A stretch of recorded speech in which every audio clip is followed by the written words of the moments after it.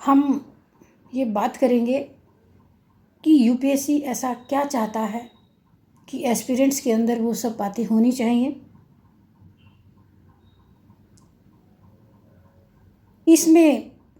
इस पेपर में ये मायने नहीं रखता है कि आपकी सब्जेक्ट के प्रति कितनी पकड़ है, आप उसके साइक्लोपीडिया है या नहीं है, आपको तथ्यों को याद किया है या नहीं किया है, आपकी सब्जेक्ट पर कितनी पकड़ है, आपको कितने आंकड़ों का पता है, बल्कि ये समझने की कोशिश करता है।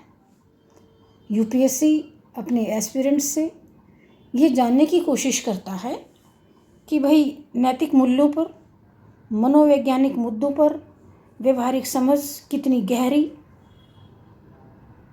कितनी पैनी, शार्प और धारदार है। जब जीवन में, जॉब, कैरियर में उसे समस्याएं आएंगी तो कैसे सिचुएशन को हैंडल करता है। क्योंकि ये यूपीएससी आईएएस का एग्ज़ाम है, इसमें बड़े बड़े पद हैं, आईएएस, आईपीएस, आईएफएस।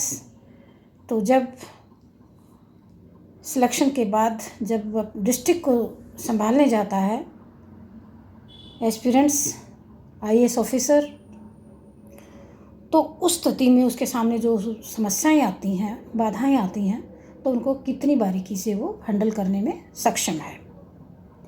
जब ये बाधाएं आएंगी तो ऐसी स्थिति में वो कितनी समझ रखता है, कितनी बुद्धि, कितना विजडम रखता है, प्रैक्टिकली कितनी व्यवहारिक बुद्धि रखता है। इसमें बहुत सारे कॉन्सेप्ट हैं। उन कॉन्सेप्ट को ये जानने की कोशिश की जाती है, समझने की कोशिश की जाती है, बारीक अंतरों को समझने की कोशिश की जाती है। और यही GS4 पेपर में यूपीएससी की अपने एस्पिरेंट से डिमांड है। अब हम बात करते हैं कि नीति शास्त्र, आचार विचार, एथिक्स क्या है।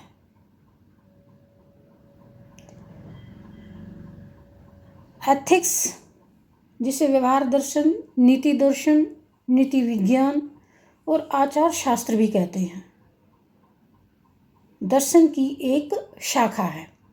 अच्छा, बुरा, सही, गलत, गुण और दोष, न्याय और जुर्म जैसी अवधारणा को परिभाषित करके नीति शास्त्र मानवीय नैतिकता के प्रश्नों को सुलझाने का प्रयास करता है। यहाँ एक बात आपको समझने की ज़रूरत है कि एथिक्स और मोरलिटी में बहुत ज़्यादा अंतर नहीं है, दोनों ही एक दूसरे के पर्यायवाची हैं। जब स्कूल लेवल पर होते हैं तो उस समय ये छोटी क्लासेस में एक पर्यायवाची होते हैं कि इनका सबका मीनिंग एक ही है। लेकिन आज हम जब बात कर रहे हैं एथिक्स की, तो एथिक्स और मोरलिटी में बहुत एक दूसरे से जुड़े हैं, लेकिन बहुत ज़्यादा अंतर है।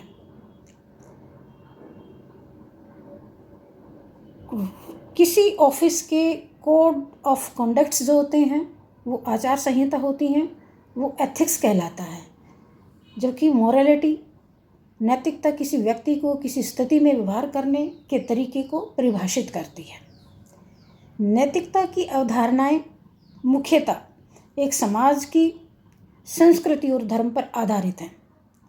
नैतिकता को 3 तरह से समझने की कोशिश करते हैं, जैसे मानक नैतिकता, लागू नैतिकता और मेटा नैतिकता। नैतिकता हमारे व्यक्तिगत और व्यावसायिक दोनों ही जीवन में महत्व रखती है। हर एक व्यक्ति को अपने कार्यस्थल पर नैतिक आचरण बनाए रखना बेहद ही महत्वपूर्ण है। It's very important. आप यहाँ समझने की कोशिश कीजिए कि समाज द्वारा परिभाषित बुनियादी नैतिकता और मूल्यों के अलावा हर संगठन, ऑर्गेनाइजेशन अपने नैतिक मूल्यों को निर्धारित करता है।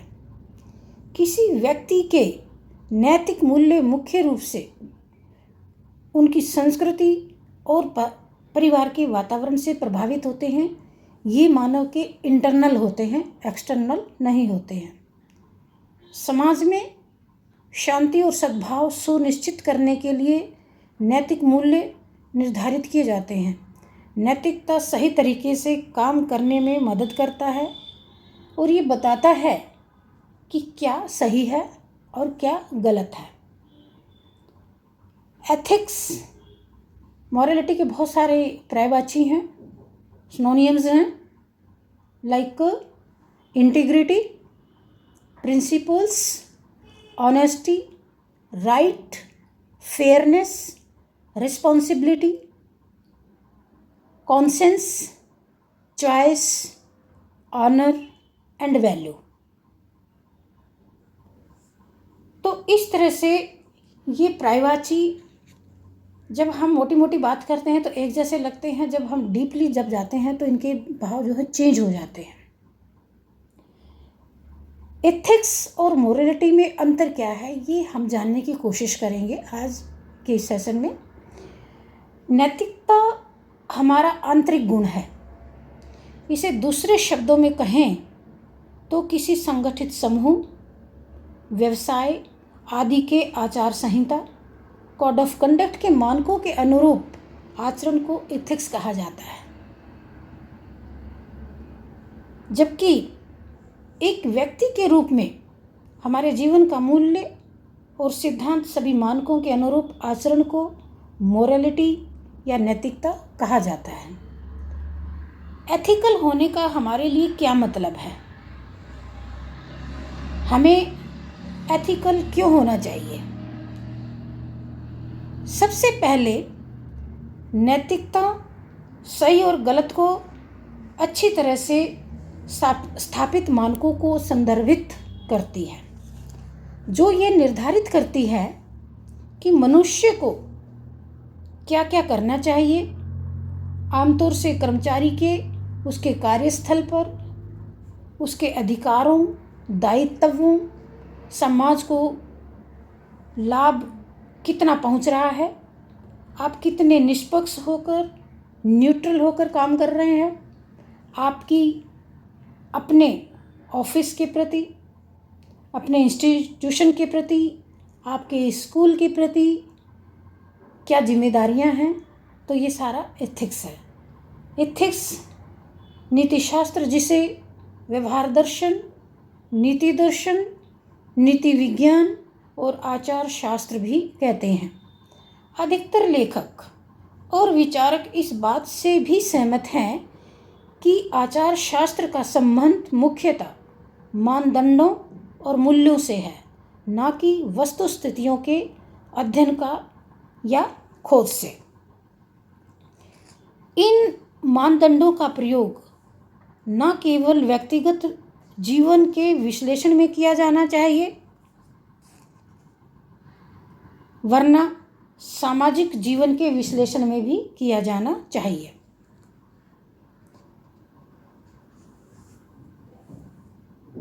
समझदार, यहाँ फिर से हम इन शब्दों को समझने की कोशिश कर रहे हैं कि समझदार, संवेदनशील, सेंसिटिव मनुष्य होने की डिमांड यूपीएससी ने आखिर इस पेपर में क्यों रखी है?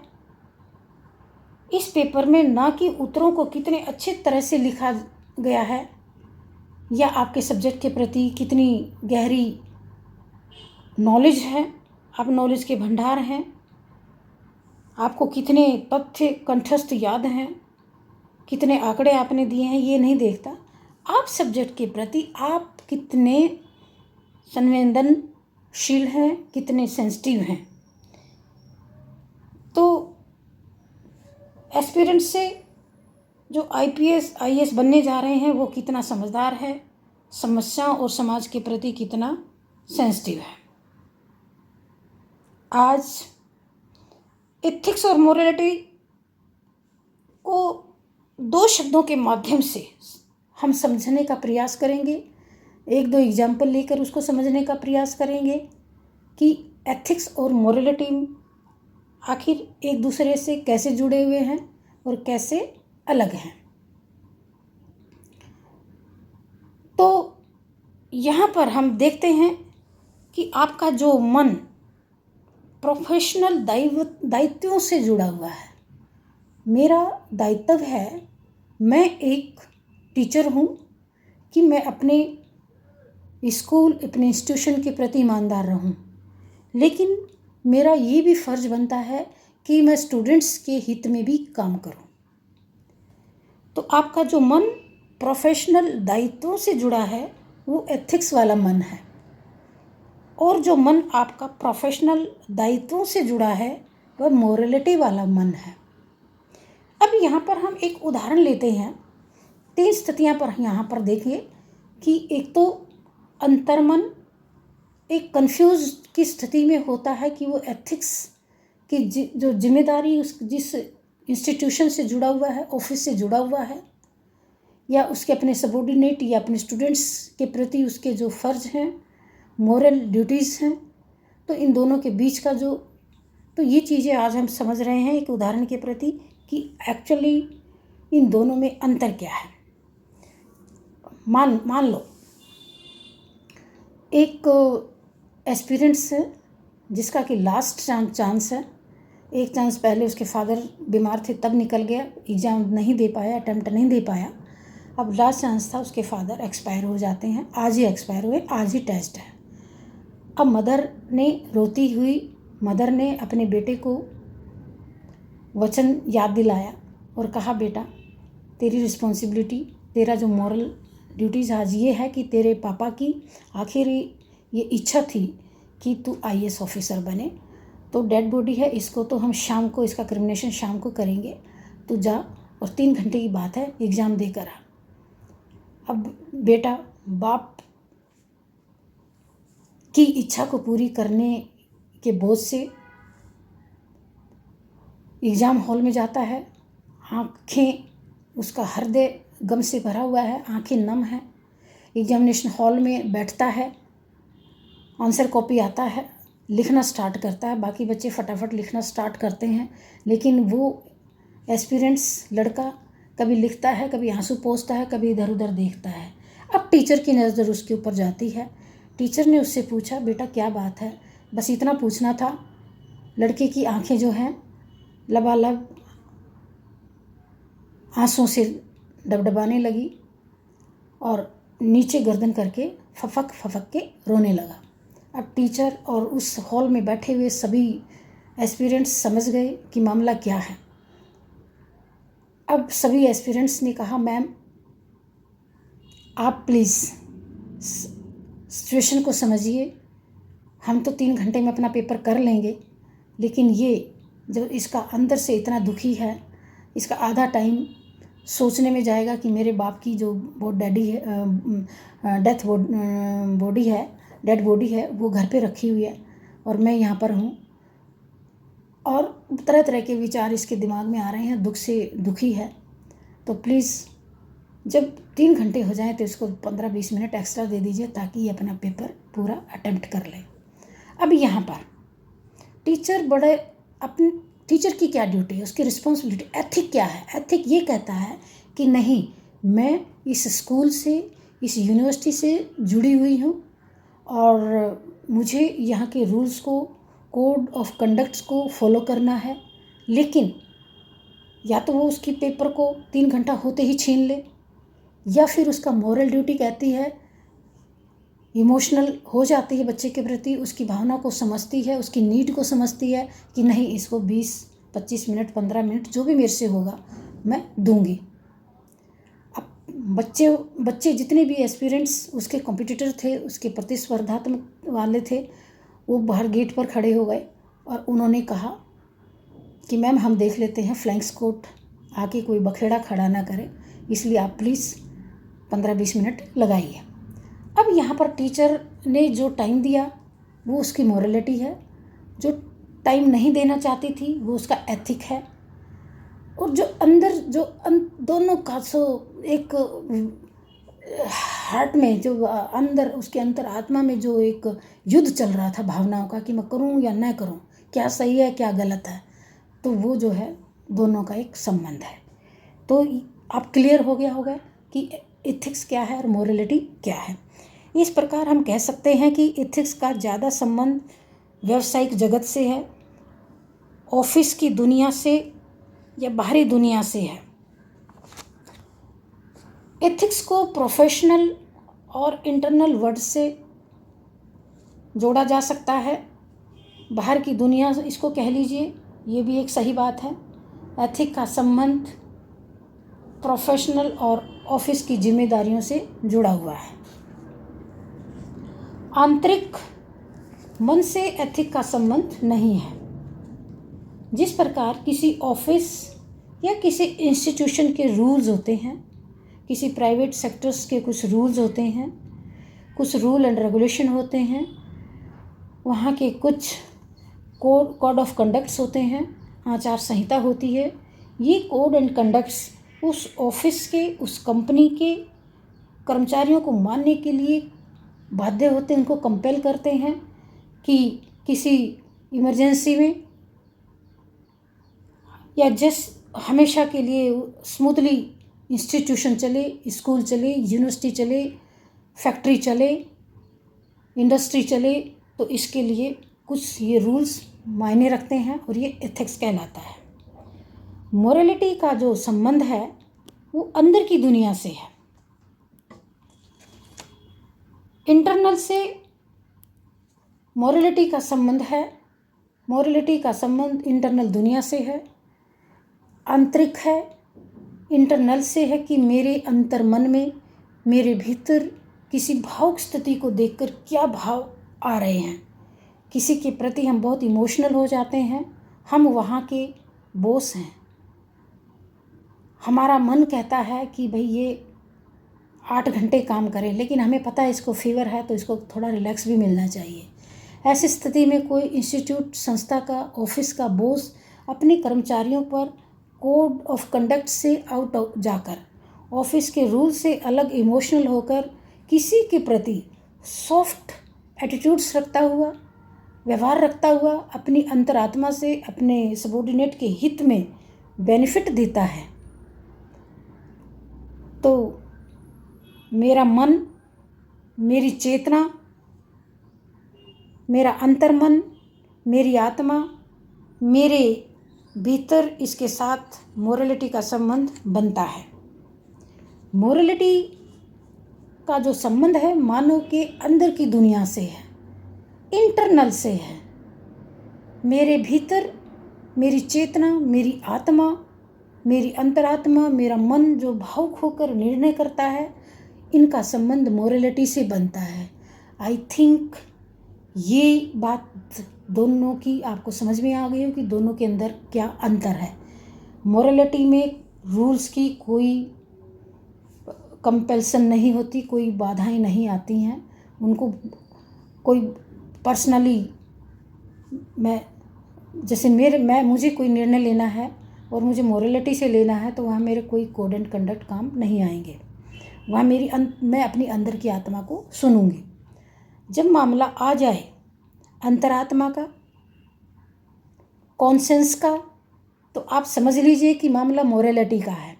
जब मामला आ जाए ऑफिस के नियमों का, तो समझ लीजिए कि मैटर एथिक्स का है। एथिक्स सभी के लिए होता है। एथिक्स पूरे कंट्री के लिए होता है, पूरे ऑफिस के लिए होता है, पूरी ऑर्गेनाइजेशन के लिए होता है।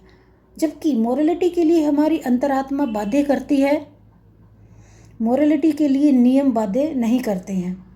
मोरलिटी के लिए हमारा मन और हमारी आत्मा बाध्य करती हैं। वो कहती हैं कि हमें गलत काम को करने से बचना चाहिए। तो ये था एथिक्स और मोरलिटी दोनों का डिफरेंस। आई होप ये आपको अच्छी तरह से समझ में आया होगा। तो thank you, wish you all the best. Please like, share and subscribe my channel, ताकि नेक्स्ट वीडियो आप तक पहुंच सके।